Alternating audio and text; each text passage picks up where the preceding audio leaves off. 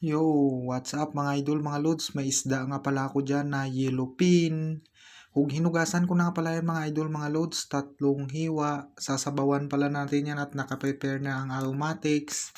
Yan pala yung isasahog natin, mustasa. Siyempre yung dalawa mga kasisi, perito natin yan.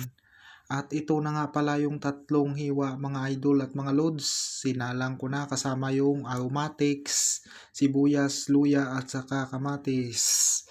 Yan, tinakpan natin muna. After ilang minutes, chinek natin. Yan na nga pala yung niluluto natin mga idol at mga lods. Sinabawang yellowfin with mustasa.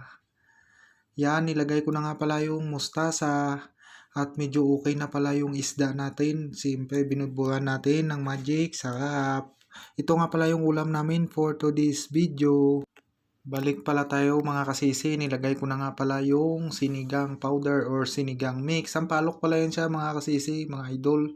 At nilagay natin yung dalawang siling green. Sabay natin minikus-mikos ang gulay. Yun, ma-update nga pala mga kasisi. Ito na pala yung ating niluluto. Luto na nga pala yan mga idol at mga lods. Tara, samahan nyo kami. Kain tayo. At tapos na nga pala tayo nakaluto mga kasisi. Tara, kain po tayo. Shoutout to all followers and viewers. Yan pala ulam ng anak ko. Kinuha ko. Ilagay ko sa pinggan. Tsaka yung ulo sa akin. Thank you for watching.